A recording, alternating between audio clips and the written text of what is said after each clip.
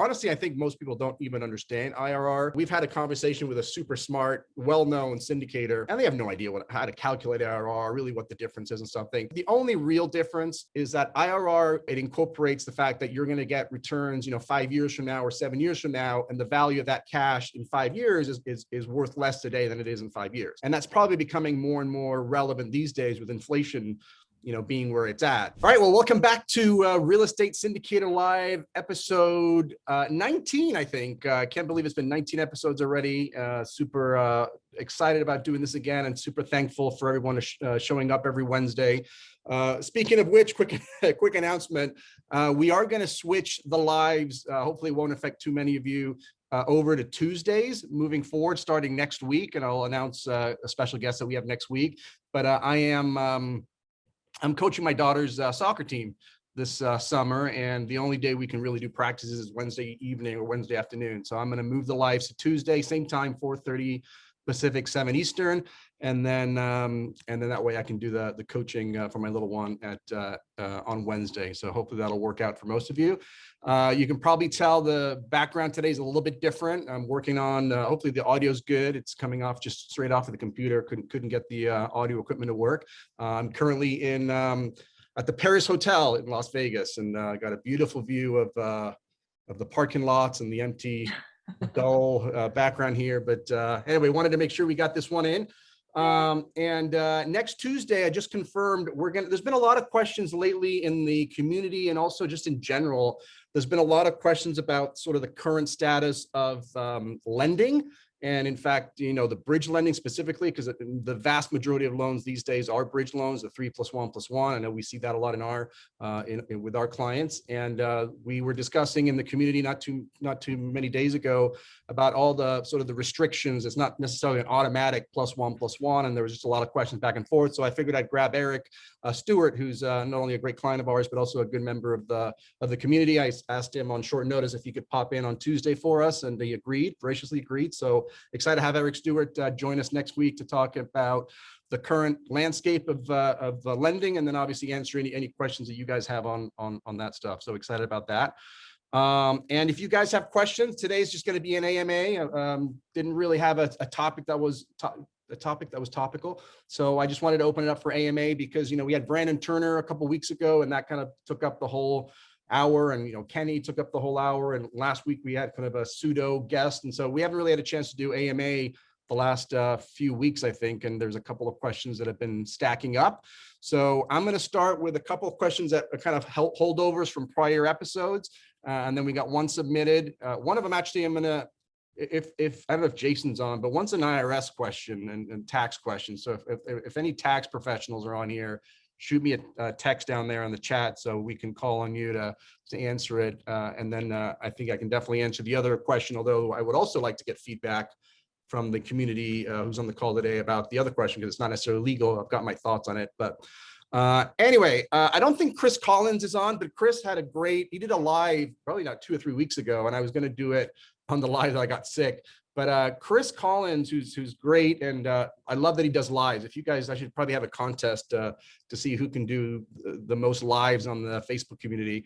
But his question was on exits, like, in terms of when you have your syndication business, is there an exit strategy? Is it possible for you to grow a business, build a business, and then like any other business, a lot of people want to exit and they want to sell it to somebody? Is that possible in the syndication world? Because as you start thinking through it, there seems to be some issues with that, or it's not as clean as another typical business. And I do want to encourage everyone to think of the syndication as a business. We've talked now twice with Brandon Turner of Pickpockets, and we talk a lot about treating it as a business and how to set it up as a business. It's not just a sort of a one man or a one woman show. But if you are, you get to the point where you're successful and you've created your systems, you've created your processes, you've got your team, you've got your assets.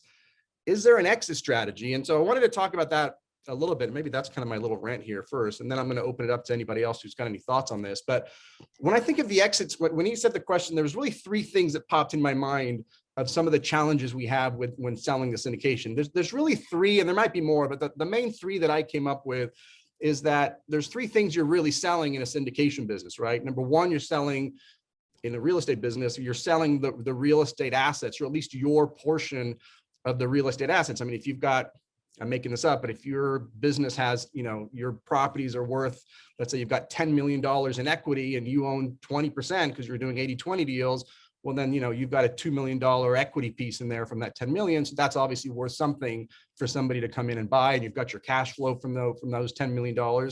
So that's obviously one asset that you're selling. But you're also selling your investor list, right? That's a very valuable asset. If I'm a syndicator and I'm looking to expand or whatever, when I buy your company, I'm also getting my hands on your investor list who's been investing with the company. And so that's definitely an asset. In fact, many businesses, the client list or just the list in general is probably the most valuable piece of the business. So you've got that piece on the syndication. And then obviously you've got the brand equity, right? What a trademark, however you want to call it, but some people are well known in the industry, and obviously that's got some value there. And again, that obviously is a lot of times tied with the individual. So if the individual leaves, there's a question there as to how valuable that is. But those are the three issues. And the main thing on the legal side is I wanted to remind, or maybe let people know that when you're reselling your securities, we sometimes talk about restricted securities, right? When we're doing a 506B and a 506C, we are issuing restricted securities to our investors, meaning they are not allowed to resell those securities for a period of 1 year. And then they have an exception, which is called Rule 144. And when that person then sells it to somebody else a year from now, there's a safe harbor that they can then sell it. But they can't just buy your syndication deal and sell it the next day, right? On the next week or the next 3 months. They've got to wait a year and comply with all the rules from the new exemption, which would be a Rule 144. Something similar exists with what we call controlled securities. So the issuer of the securities, or the GP, when I say the GP, I'm talking literally the managers, the executive directors, anybody who has sort of is really an affiliate of the issuer, an affiliate of the GP. That 20% carried interest, that Class B interest that you guys have as syndicators, that is a controlled security. And so you also have restrictions when it's time for you to sell, or if you wanted to sell your 20%, think about it. You did a syndication deal, it's an 80-20 split, you own 20%.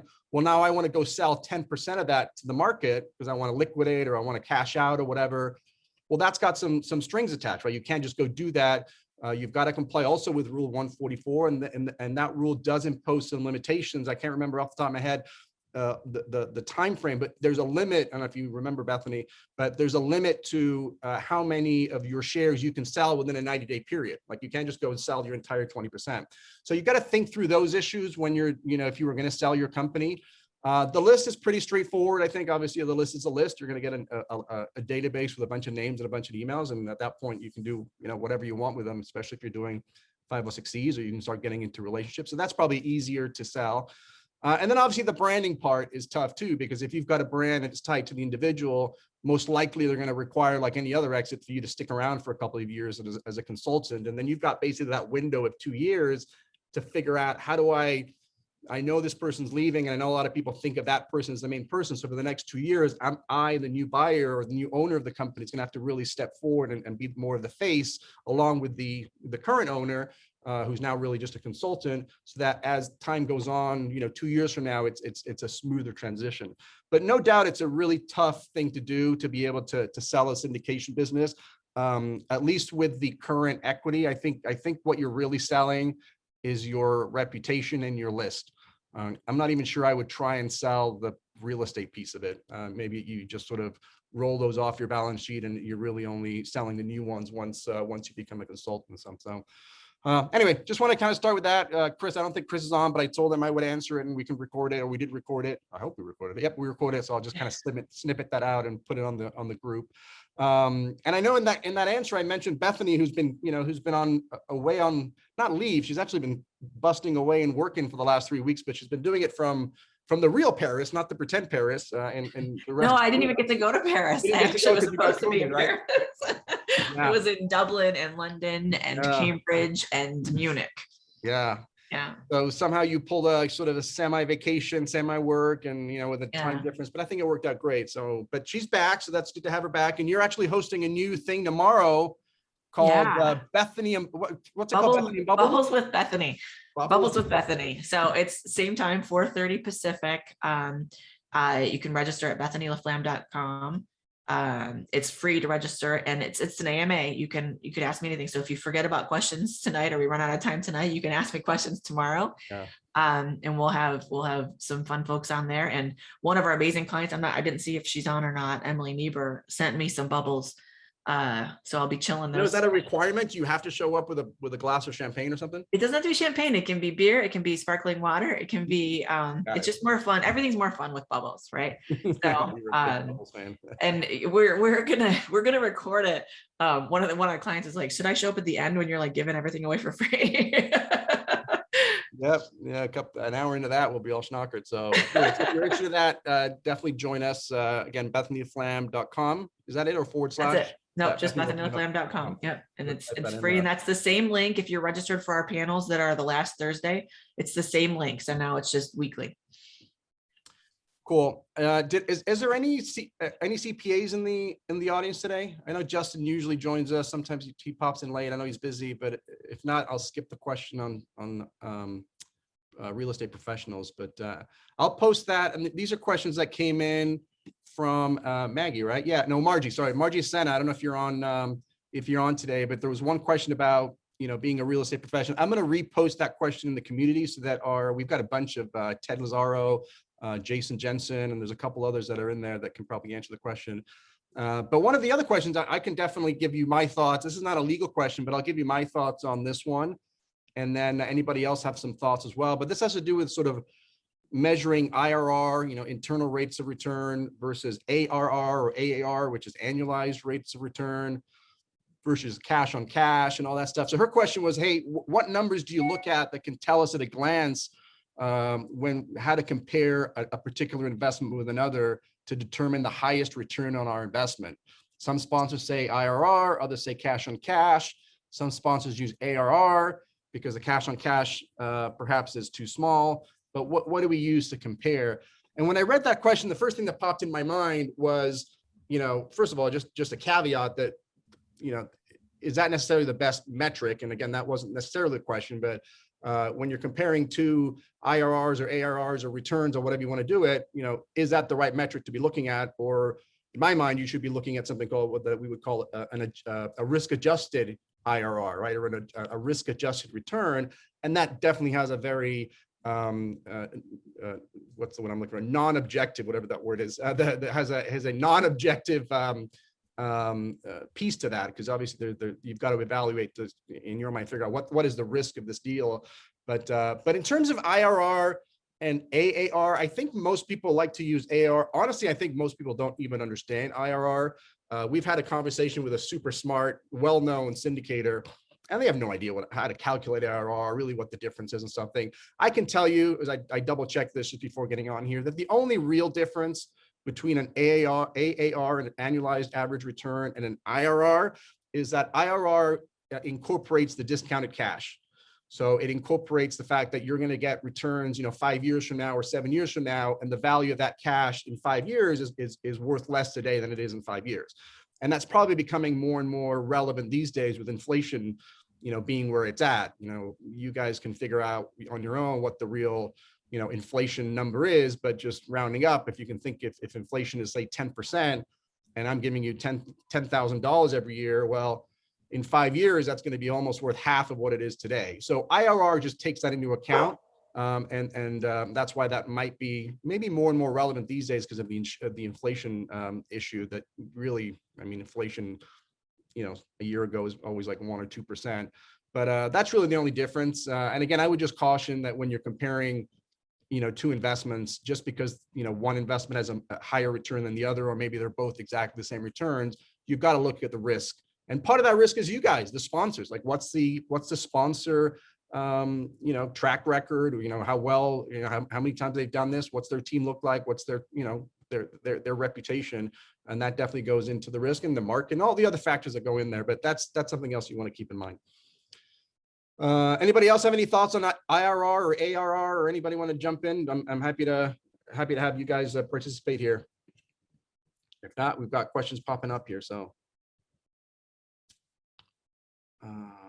Bethany, you want to do the honors of James, or is actually I've been just doing James? Are you on, James Klein?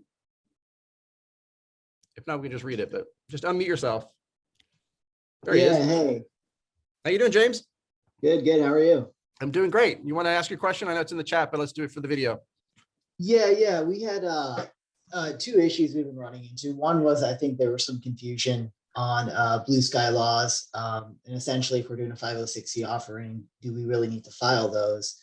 And then the second question was, we're essentially doing a 506c offering as we're going to be advertising them through online portals. And we're going to be doing them in increments of $50,000 through LPs. And the raise may take 3 months, it could take 5 months, it could take a year. So how do we need to do modifications to the operating agreement each time we bring on an investor? How does that really work?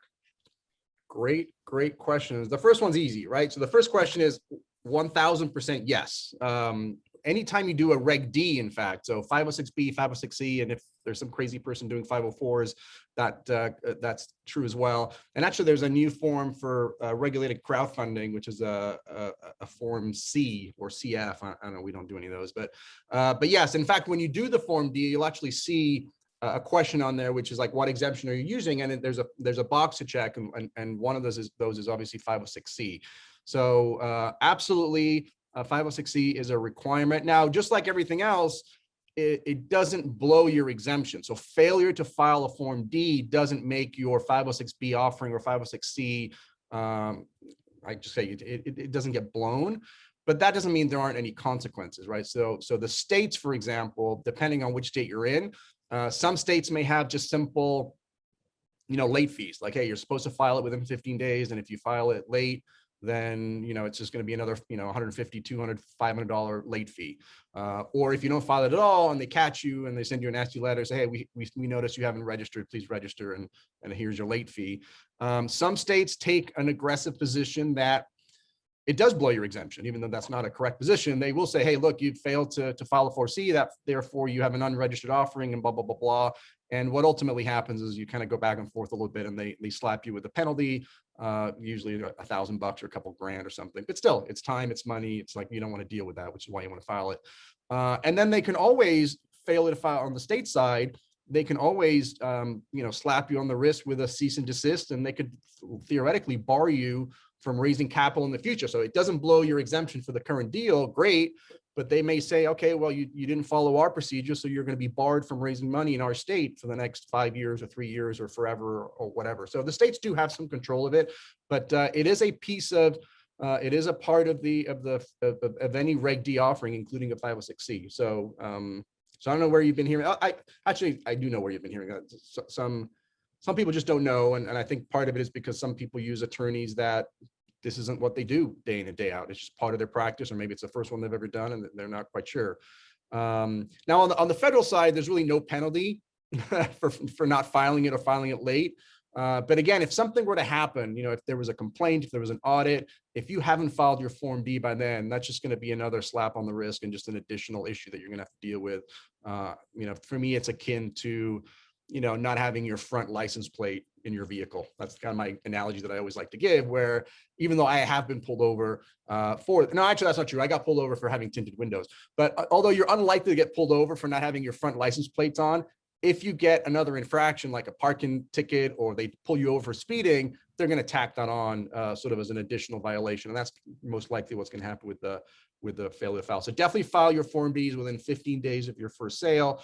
And then when you have ongoing, there's two issues that you want to think about. If you've got a raise that's taken you over a year, for example, there are some states, and I don't know them off the top of my head, but there are some states that do require that if you're still raising a year after your first sale, that you have to file an amended Form D in that particular state.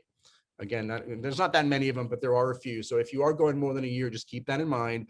And then it's not that you have to amend your documents every time you have a new investor, but you do need to be aware that you should be, and must actually, not must, you have to update your documents anytime there's a material change to your syndication. And what tends to happen that is if you closed in your property, let's say day one, well, 6 months from now, there's no magic number, but think about it, 6 months from now, well, now you've got 6 months of operations, you've got a P&L, it's no longer projections. It's hard for you to say, our first year projections, we're going to do 8% cash on cash when you've already got 6 months of track record and you're on track to do 3, because whatever, something happened and, you know, it turned out that it was going to be more expensive to do your value add or whatever. So then as soon as you have a material change, you have to update your PPM docs. And so I think we typically, you know, if it could be as little as 3 weeks. I mean, think about it. You could close, and this is why it's deal specific. You could close on a particular property today, and then you guys go in and your property manager goes in and holy moly, you discovered something that you didn't know. You thought this was going to cost you $10 to fix, and it's now going to cost you $40 to fix. And that wasn't part of the arrangement or the understanding. That potentially could already be a material change. So theoretically, it could happen on day one. Most likely it doesn't happen that quickly, but I would say if you're still raising money, you know, 3 months after close, at the very least, I would touch base with your securities attorney and just say, hey, I'm still raising money, because we don't usually keep track of that. So if you're still raising 3 months from now and you're still going to get one more investor in there, just check in with your securities attorney, because it may just be a simple amendment or an addendum probably to your business plan, and just say, hey, since we wrote this thing, you know, there's some updates that you should be aware of, and we want to disclose those updates. And you know what, we said that the first year pro forma we were going to do 10%. It's looking like we're going to do 7 because of some unforeseen expenses that we didn't know, you know, when we raised the money and drafted the documents originally. Does that make sense? Does that also apply to the operating agreement on the LP side, like an LP LLC operating agreement? Do we need to amend that? No, I don't think the operating, let me just think that on live, and Bethany, you can step in here too. I don't think the operating agreement would necessarily, unless it's something drastic. I mean, again, everything's unique. I mean, theoretically, if you're short on your raise, right, you needed to raise $1 million, you close on the property, and now you're going to you're going to bring in a private equity group, you're going to bring somebody else in debt, or you're going to change something material, then maybe the operating agreement changes. But most likely it's just your disclosures, and that's going to be in the form of your PPM, obviously, and your business plan. But most of the time we can get away with, you know, an addendum to the business plan and maybe a 1 or 2 page. It's not like you're rewriting the entire PPM. It's just saying things like I just mentioned. Hey, look, when we drafted this thing, we thought we were going to do this. It turns out a little bit different, a surprise, or maybe it's even better that you want to boast about, that you're, you know, doubling your returns. And so it's just a disclosure issue. Thank you. All right.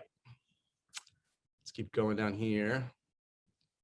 Perlamar Vega, you want to, not quite sure what your question, I think I know what your question is, but you want to clarify, Perlamar? To selling your syndication business, I think. Oh, is that really? Yeah. It was when you was talking about the exit of a business. Yeah. It came to my mind, okay, what happened if it's not that the person wants to sell, it's that the owner of the LLC passed away. And because we work as a team, when we do purchases, we have multiple LLC working together. What is something like that happen? In my case, for example, I'm by myself in the LLC. If I pass away, what happened with the deals that are under that LLC that is heritage to my kids, or that will have to go to the other LLC in the operandum agreement? How that works? Yeah, great question. And this becomes more of a sort of a contract attorney thing. And so whenever we put together these LLCs and these operating agreements for the GP entities, but we do a very, for what we charge, it's a very basic agreement. But I always recommend that if you've got multiple GPs in a deal, that each of you go out and hire your own attorney to make sure that the operating agreement is drafted to protect your individual issues. We obviously can't take sides on anything. But for example, you know, every operating agreement should have, and that's the first place you would look at, should have what we call a buy-sell agreement, which basically says in the event that somebody dies, or honestly, it's even if I wanted to sell my interest, that everybody else has the right to buy the, you know, that person's interest first. So in your case, if somebody were to pass away, then what would happen is, you know, based on your estate plan, right? If you, you know, is your share owned by a living trust, and therefore it just kind of goes through the living trust, or if there is no living trust, it's going to go through probate, just like anything else. Prior to it going through that process, we'll look at the operating agreement, and maybe your co-owners, which should actually, I think our basic operating includes a basic provision there, but they will have the right to purchase that from you, because again, they don't, you know, who knows who your heirs are. Your heirs are maybe your kids, and they don't want to be in business with your kids. And so they have a right to buy you out. Now, the challenge is if you have a real business, where do they come up with the money for that? And the way most people will solve that is they put life insurance policies on each other. So let's say Bethany and I, obviously we're partners. So I take out a life insurance policy on Bethany. So if Bethany dies, I get an insurance proceed, and with that money, I can use to buy her portion of the shares out. Because otherwise, having the right to buy it is great, but if you can actually pay, and again, that's all in the operating agreement. How do you value the business? That all should be in there. Okay. So, but I would highly recommend. Thank you. Yeah, absolutely. We highly recommend. I think we use mostly Alan. If you guys haven't worked with Alan Gooding, but just a good contract lawyer who can actually draft a real solid operating agreement for the sort of the GP entity. I would just basically take our document, and then each of you should have, if I'm doing it or when I was doing it, I would have my own attorney take a look at it and make sure that you know, my interests are represented. Okay, Yeah. thank you. Thanks, Caroline. Great seeing you again. Adiola, you had some thoughts on the IRR? I like this, considering the whole period. You want to chime in there, or do you want me to read it? I think it was just a comment mostly, but you said this is from Adiola. You need to consider the hold period of the deals. IRR and the other risk-adjusted returns can be easily manipulated 100%. So you use ARR or an equity multiple, although ARR and equity multiple does not consider the time value of money, but are not easily manipulated. Like, Evan, that's a great point. Actually, we were talking about this even internally on our, with our financials. I mean, it's so easy and to manipulate things, right? And so that's why you want to be making sure that you're doing a really good deep dive when you're making investments. And again, just looking at IRR or AAR, I'm not sure that's the right way to go. Thanks, Adiola. Yeah, just to chime in a bit more, Yeah. If you're looking at a deal, for instance, if you're looking at two deals, they're just looking at them on the basis of IRR. You have to think about the time. Okay, deal A is A for 5 years, deal B is A for 3 years. If it's 3 years, the IRR might be more, even they have the same cash flow, because you have a very short period of time. So that's why you have to, and you can easily manipulate the IRR as well. So if you look at it, are you factoring the excess that you get from refinance into the deal? When was it refinanced? Was it refinanced in year one? Because the more cash flow you have in the early years, the more IRR you're going to get. Right. So that's why it can be easily manipulated. So you have to look at the number of years that you're looking at the deal. How long are you going to hold this deal? Is it 5 years or 3 years? Yeah, that's a great point on the refinance, because obviously it's harder and harder to do these days, but when there's some monies returned, those are obviously return on capital or return of capital.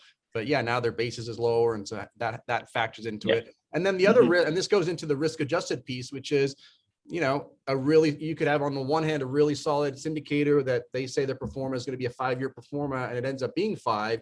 But the other one may not be as good of a sponsor, and that may drag on and be an 8-year. They said it was 5, and they gave you an IRR based on 5 years, but it ended up being a 7 or 8-year exit. Well, that's going to affect the IRR as well.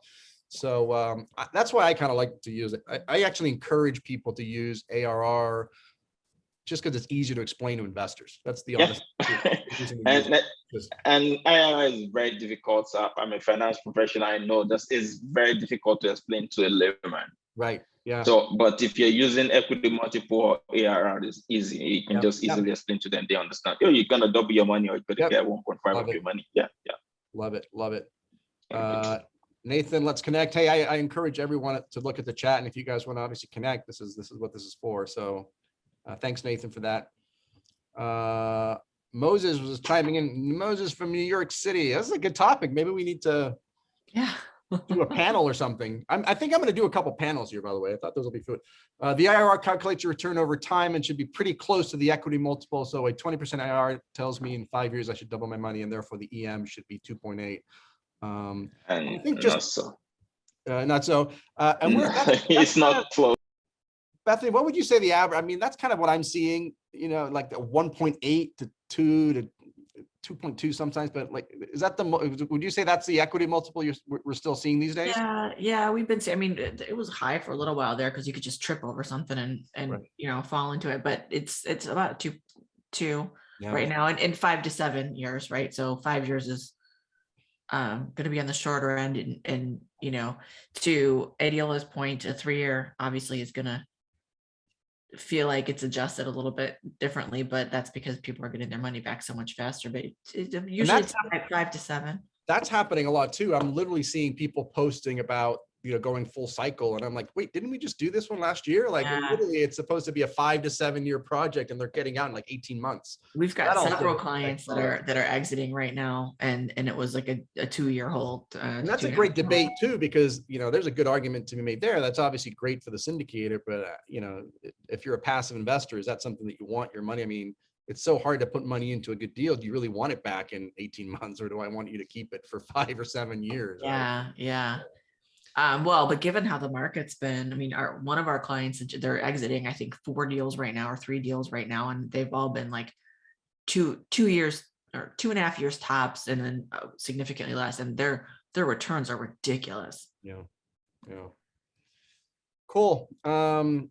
What else is on people's mind? I mean, you guys can throw out some topics too. It doesn't have to be a specific question. If there's just things that you're thinking about, or, just kind of, as they struggle with, but just things that always pop up. And we're happy to sort of take topics as well.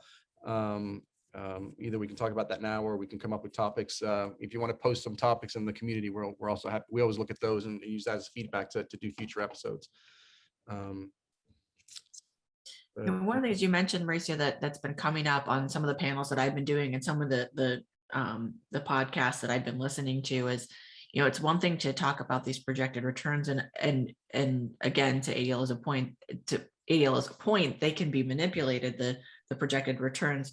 The consistent message that we've been getting is that it is so much more about the team, the sponsor team, even than the property, because you can have a great sponsor team that can bring up a meh property and do a great job if they've got the experience or the track record or the skills or whatever it is, versus, you could have a lousy GP team run a great property into the ground. And so I think when you're analyzing deals, and I know this is not a syndicator, but more of an LP topic, when you're analyzing deals, looking at the team behind it is just as important really as the projected returns in most people's opinion who are out there. Yeah, I always say that's the number one thing. I mean, I just did I think it's going to come out in the next week or so, but with the real estate guys, and that was it. Like, what are the top questions, LP should ask their syndicators before investing? And that's always at the top of my list. Like, who are the sponsor team and what's their experience level? And not only just experience in real estate, but, if this is a mobile home park deal, do they have experience in mobile home parks? It doesn't, Kenny always talks about that. I think he talked about it on the podcast, which is, Kenny's a master at multifamily and he does a little bit of self-storage, but if he does a deal on like luxury, class A office buildings, like, he's clueless. Like, he would have to partner with somebody who knows that topic, because that's not his skill set. His skill set is multifamily. So that's another question. A lot of times people come in a new asset class and they may have experience in general, but do they really have, again, it doesn't have to be them, but somebody on the team should have experience in that particular asset class. Right. And Rob Roselle, who's got a ton of experience of his own, is saying that it's also about how much money of their own are they willing to put into the deal as well. Yep. That's how much true, Rob.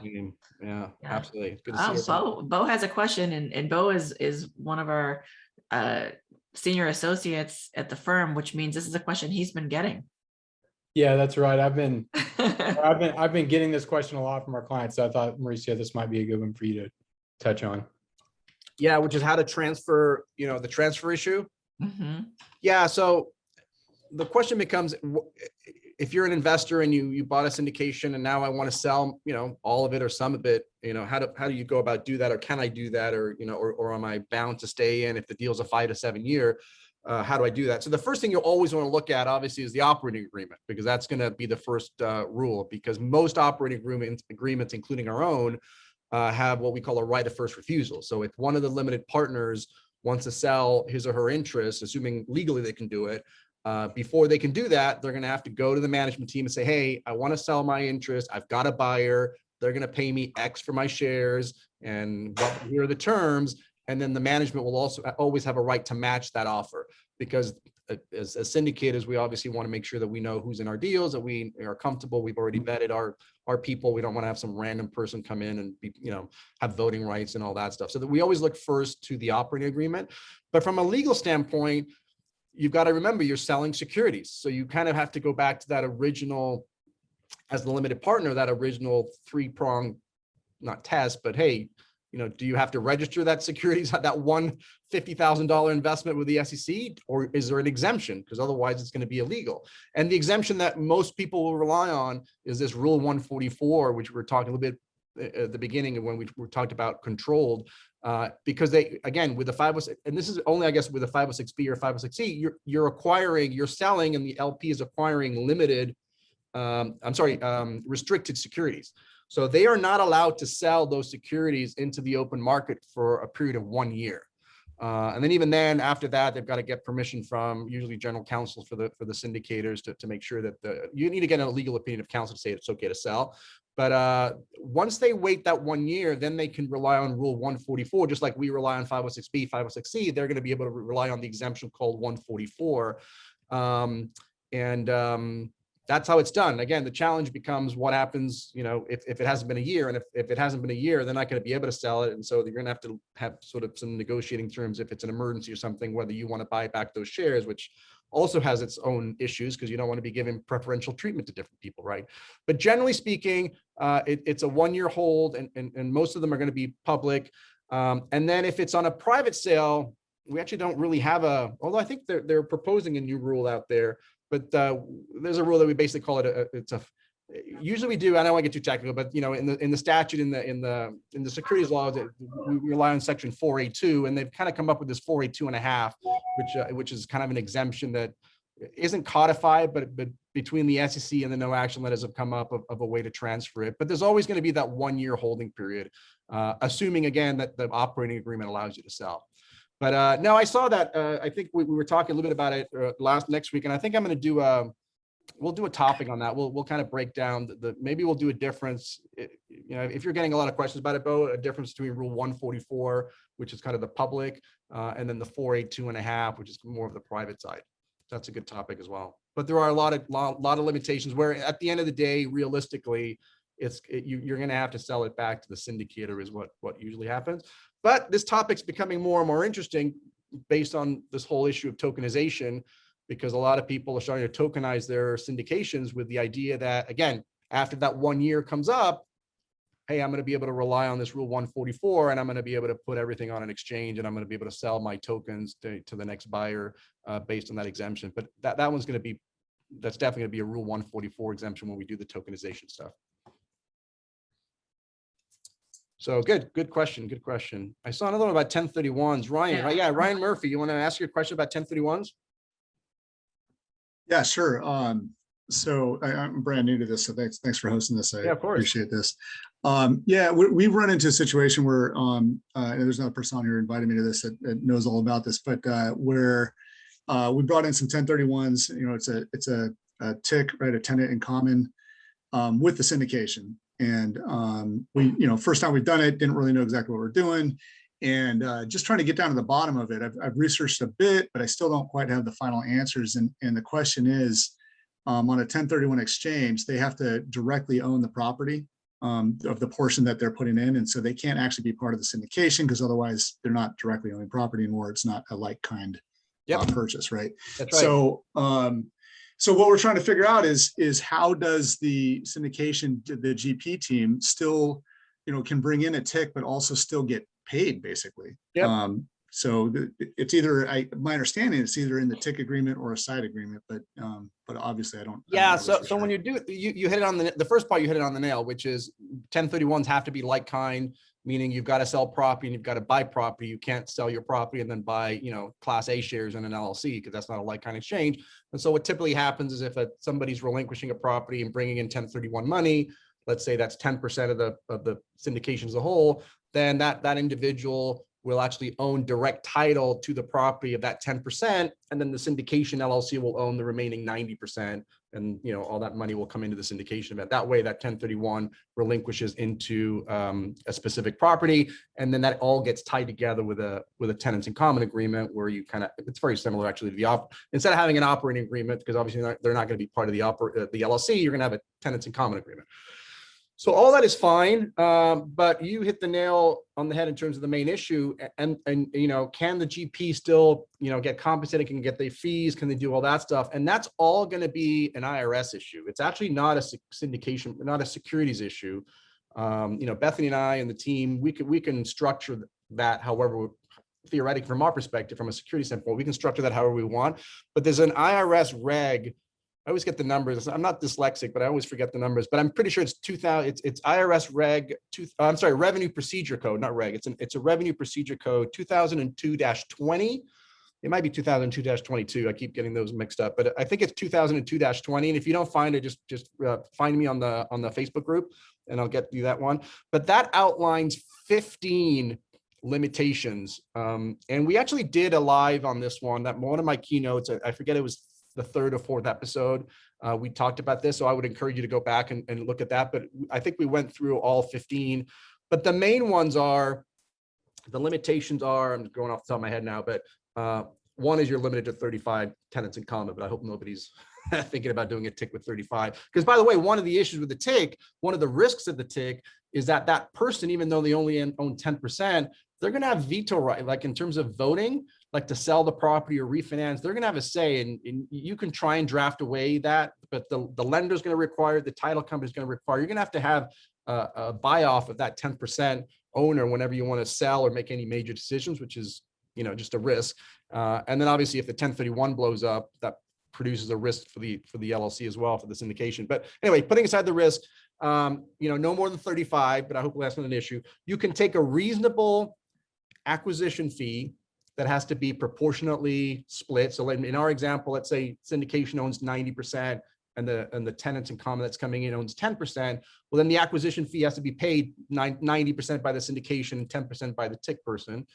You can take a reasonable asset management fee, and 2% seems to be pretty real. Again, you want to check with your CPA to make sure that these are the CPA signs off on that. But again, 2%. But again, that gets paid 90% by the syndication and 10% of the thing. But the main one, the punchline on this one is that all of the profit and losses, all of the distributions need to be proportionate. Meaning, again, in our 90-10 example, 90% of all net cash flow or distribute. If I've got $100 to distribute after I've paid all my fees, all my mortgage, and I'm going to distribute $100, $90 has to go to the syndication LLC, and $10 has to go to the TIC. You can't have a preferred, right? So you can't do a preferred return to the TIC. You can't do a carried interest. You're basically not going to get paid on, other than the asset management fee and the acquisition fee, you're not going to get your carried interest on that 10%, right? Now, once the 90% goes to the syndication LLC, then inside the syndication LLC, you can do your prefs and 80-20 splits and whatever you want to do over there. That's fine. But at the TIC level, you've got to distribute everything proportionally. And that's the main hang up on doing sort of that standard TIC. Now, Bethany, I think you chimed in last time, and I'm going to have you chime in this time. I've seen all kinds of, for lack of a better word, creative solutions or creative finance, but these at the end of the day are all ways of trying to get around this issue. And even the ones that people are kind of using, when you talk to the professionals that are putting this together, they will tell you, yeah, there's a 60% chance this will work, or 70% chance it will work, because you're just coming up with a structure and some kind of, I don't call it a scheme in a bad way, but you're coming up with a scheme to get around this. And so what happens if you get audited and somebody takes a look at it? They may just look at that scheme and say, wait a minute, you're basically violating Revenue Procedure Code 2002-20, and so we're going to disallow it. So anyway, that's kind of the nickel tour on that. But and I forget what episode it is, but we did talk about 1031s, and I went through all 15 of them back then. One comment, I appreciate that, and that's probably still dig further. But one comment as far as control goes, and I've had a few different lawyers say that this would work, is I guess what you do is the 1031 has a special purpose LLC, right, for owning for owning their direct percentage. And so I guess in that special purpose LLC, the GP can be listed as a 0% manager of that LLC, and then that way they can keep control over decision making, while the 100% is still a pass through to the 1031 investor and still qualifies. That's what I've heard. from a couple places. The other restriction you have in trying to do that scheme is you got to check in with the lender, because the lender also has all kinds of their own requirements that they want to make sure there's one person who's going to be in control of this thing, and they may not want to have, they may want to have both people in control or one person in control. So I've heard so many different ways of doing it, but again, the first thing I usually say, which I didn't say this time, is the 1031 piece and the IRS revenue procedure code. Bethany and I will always punt to the CPA. So whatever the CPA, in fact, we insist we get an email or just something in writing from the CPA that says, hey, look, I've reviewed this structure and I'm comfortable from it from a tax perspective, because we're not tax professionals, right? And then if somebody wants to put together some creative structure, then great, I'm going to have an email. Well, first of all, we're not going to put it together. So some attorney, a real estate attorney or a business attorney or some creative attorney is going to put together documents or whatever. And again, we're going to want to have that sign off from them to say, hey, we stand by this. And then what we do quite simply is just, as securities attorneys, is make those proper risk disclosures to say, hey, this is how we're structuring. The IRS hasn't reviewed it. The IRS hasn't approved it. And there's a risk that this may be disallowed and there may be some, potential tax penalties down the road. Thank you. Yeah, of course. Welcome, Ryan. Thanks for joining us. Cena has a question. Yeah. I'm not sure I know the answer. What form can we use if the bank does not provide a 4598 when rolling over money from an IRA to a solo 401k? I have absolutely no idea. Definitely a tax question. Anybody on yeah, here know? If anybody knows in there here, but what I'm going to start doing too is I'll just cut and paste these into the community, because again, there's several CPAs in the community. I'm still planning. Sorry, go ahead. Sorry, I didn't mean to interrupt. I put the link to the Facebook page in here. So if anybody is not already a member to the Facebook page, you can see the link there and go ahead and join. I've already accepted a few folks on here. That's awesome. I am planning on bringing on a CPA at some point too. So I kind of blew the April 15th time to do it. Or I guess no, the April 15th. I blew the April 15th time, which is probably when I should have done it. I don't know if we'd started this already.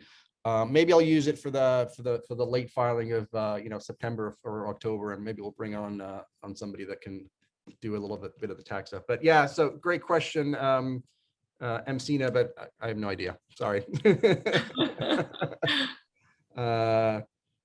Yes, ideal, a great point. Not just any CPA, but a tax CPA that does real estate. Yeah, and I would highly encourage that too. That's a great point. That when you're picking, people ask me all the time about tax professionals. We're happy to refer people that that we use. But I do think it's important that that the CPA obviously be a tax CPA, but also that ideally has real estate investments themselves, because even though we're in it day in and day out, I mean, it's a very specific piece of the tax code. And especially with it's changing. I mean, and I'm not up to speed with it, but that's one of the topics I want to talk with the CPA is, the bonus depreciation is going to start fading out here at the end of the year. And I don't know what the update is in terms of maybe having that extended or whatever, but it's a fluid thing. And if a CPA doesn't own real estate and doesn't have many real estate clients, they're not paying attention to that piece of the IRS code, and they're just doing the regular W-2s or whatever. So it's super important to have somebody who ideally is a real estate investor themselves, but at a minimum knows a lot about real estate. And in our world, I would go the extra mile and say, make sure that your CPA is used to doing syndication clients, and because they're going to be issuing a ton of K1s, and that's not something that a typical CPA would be doing. So make sure your CPA has experience and has a lot of real estate syndication clients. Let's see, what else do we got? That might be it here. It's interesting. There's a lot of, I always pick up on that whenever somebody posts something on the group and there seems to be a lot of engagement on there. Seems to be a lot of engagement, a lot of great feedback here. Tracy, thanks there about the IRR. Maybe that's, make a note here. That might be a good panel discussion. I was going to do the panel discussion of the pros and cons between, I was going to bring in a group of people who are pro 506B and pro 506C, and we'll have a little debate which one's best. But this might be a good one too, like IRR versus ARR versus, EM versus cash on cash versus, how do you calculate risk adjusted? Like all that kind of stuff seems like an interesting topic. So maybe we'll drag a couple of you guys and we'll do a panel here in the near future. And if you guys want to connect with Adiola, there's his LinkedIn profile. So am I pronouncing that correct, buddy? Is it Adiola? Yeah, you got it. Got it. Perfect. 95%. Yeah. Yeah. Hey, that's as good as I can do. Tokenizing real estate panel. Yes, we should definitely. Yes. I'm actually doing a panel at the real estate blockchain event in September. So I'm going to be doing a legal panel on the tokenization. So maybe what I'll do is after that panel is done, the next live, I'll probably just kind of, do a little presentation on what that panel was about, and we can bring that up. But we're going to be talking a lot more about, it takes great less filling, a lot more about tokenization. I'm still kind of doing a deep dive on it, but I believe that's what's coming in the next 5 to 10 years. And we're going to be at the forefront of it. So that was actually a really good joke, Rob. Reg C is the taste great. Reg B is less filling. Literally. I got another question. If yeah, nobody please. else is, Yeah, please. Not to take up everybody's No, you're space good. here the first time. So we're throwing together just threw together a website, and not knowing exactly what we can say or not say as far as returns go, conditioning the market. It seems kind of vague sort of a thing. And I was even told that if you're doing a 506B, that you can't even put up a portfolio, even if they're just pictures and like the name of the the properties. And Are you doing nothing. B's? Ryan, are you doing a B or a C? Right now, we've still got a couple Bs that are raised, even though we've closed. We're raising after the deal, and they're Bs. But we're doing Bs, and we're probably going to switch into Cs as well. Do you have a website already up and running, or is it still in beta? Just posted it. I mean, every single site out there has portfolios, and so will you? I've actually decided, I've been tinkering it for a while, and I might turn it into something bigger, but maybe we can use yours as a good test one. I was going to do Chris's at some point. He raised his hand, but Chris is, listen to this, Chris, he's backing out. If you want to DM me your website, what I would be happy to do is do a recording, go through the website and just kind of do a live, it won't be live. I'll just do a recording of it and just give you my running thoughts on each page and stuff, and what I have issues with, or that I think is fine, or just things to think about. That'd be awesome. And I think that I've been tinkering at it for a while. Just maybe doing that as maybe something we do on the Facebook group, where, once a week or something, I'll take a look at, a couple people, or maybe we do an episode of live where I just do it live or something. But yeah, if you want to DM me your site, I'll take a look at it. Yeah. On the portfolio, it's interesting because there's a lot of, we just don't have a ton of clarity. So it just depends on how conservative you are and how aggressive you are. Our position is that I'm okay with you putting your portfolio on there in terms of pictures, obviously, location, because it goes towards your credibility as a syndicator. Yeah, is this your first rodeo, or are you like an experienced guy or gal, right? So having, hey, we've got 7 properties, and you can show the size of them. Like, are you doing 300 unit apartments, or are you doing 7 unit apartments? So that makes a difference too, right? So, hey, we've got this property in Oklahoma, 300 units. That's where I get I'm actually really comfortable with a picture, location, and how many units, right? Because that tells a lot about the team. So that's on one spectrum. The other spectrum where I'm completely not comfortable with is if you're busting out ROIs. So if that portfolio says, hey, we bought this in 2017 and we sold it in 22, or an investor's made a 30% IRR or whatever, I have a problem with that. Purchase price, I could probably live with, because again, we're just showing the size of the deals you're doing. So picture, state, city and state, maybe purchase price, how many units. But then when people start saying, NOI and returns, that's where you start going off a cliff. And that's where and again, it's almost like a personal preference. Like, that's where I start feeling very uncomfortable, and I would recommend you not putting returns and, NOI increases and all that stuff. I would cap it at those 4: picture, location, amount of units, purchase. I wouldn't even do sales price, even though that could argue that you could be okay there. But anyway, because again, my argument there is I'm just showing you what my team has done. I'm an experienced syndicator. This isn't my first rodeo. I've done 8 deals over the last 5 years. They're, the current one we're doing is 200 units, and I've done 6 of these 200 units because obviously, as you guys know, if I've been doing a bunch of 4plexes and suddenly I'm doing a 300 unit apartment building, that's a different animal, right? So all of that stuff to show your prior experience, I'm comfortable with, but I do recognize some attorneys, and I'm not saying that they're wrong, would say, don't even put any of it. That's just too risky and we shouldn't put it on. So it's just it's going to be a different segment of opinion, but that's where we stand on it. Yeah, I posted the website and yeah, I would love to connect on that. Yeah, let me just make sure I make a note of just in case. I think it gets saved so it's called Cash Flow Champs. Yeah, let me do a video on it. I'll post it in the Facebook group. Bethany posted it. It's also mauriciorauld.com/FB group. But yeah, I'm going to start doing a little bit more stuff directly on the Facebook group, sort of to encourage people to join, and we'll do maybe a couple of lives over there as well. But good. Johannes, I know you joined us late, buddy. I see. Can we use the data points you dismissed for full cycle case studies? I think you're playing with fire.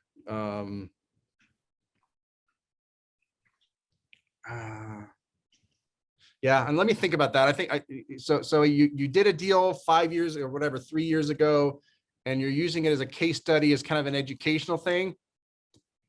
Man, yeah, we're selling one this fall, and we wanted to turn it into a case study. Yeah, I mean, I mean, if I'm the SEC, I would argue that, hey, that this is conditioning the market. That's, you know, you're getting people excited about the return. I think it would depend on how much you focus, and then of course our argument would be no, this is to educate the public, and this is to show people the kind of deals that we do and all that stuff. If you can do but those, it's also to kind of give them an idea of what the value add function is and how it plays into the net operating income. Sure, and so, but you can do that without giving the actual returns, right? So I would, the more I can focus on that part and show, yeah, I agree with that. Hey, look, not only do we do this kind of experience, but we're experienced in heavy value add, and look at this deal, we bought it for this, and you know, it's under market, and we put this much money into it, and we were able to raise the rents by this much, and that, you know, increased our NOI by 30%. If you can stop there, the better. And again, it's just kind of a sliding scale, and you're trying to give the SEC, a regulator, a less of an argument, or their lawyers a weaker argument, because you're focusing so much on, you know, on the other stuff and the sort of the experience part. But it's tricky, man. I tell you, we just don't have great guidance on it, which is the challenge. Okay, thank you. All right. Well, again, a reminder, everybody, we're doing it next Tuesday. For those of you joined late. So we're moving our lives from Wednesdays to Tuesday, starting next Tuesday. I'll send out several reminders this week. Coaching my daughter's soccer team, and we're going to do practices on Wednesday. So I had to do that. And next week, we're going to have Eric Stewart, who is not only is he a syndicator, a really successful syndicator, but he's also a mortgage broker. So he's intimately familiar with all the lending products. And so he's going to give us a State of the Union and talk. I'm going to ask him specifically talk about these bridge loans that have been a topic of conversation in the group, and these 3+1+1s and the contingencies, because everybody thinks that it's like an automatic renewal. And I know it's really a 3-year loan, and you're not guaranteed to get that +1+1. So we're going to dive into that, and because that's another risky stuff that's going out there is all these bridge loans. It's kind of a clue that, you know, the traditional lending is, the LTVs have gone down so much. So that's a little bit of a concern that we have, that everybody's using. I forget what the number is. At least a couple months ago, it was like 70 or 80% of loans were these bridge loans. So that's just something to keep in mind. Yeah, Rob Roselle, Eric is awesome. Going to be great. It is going to be great. I'm excited to see him there. And we've shared the stage a few times in some other events. So happy for him to be here. And again, from sunny and dry Las Vegas, thanks again for joining us, and we'll see you guys next week. Thanks, everyone.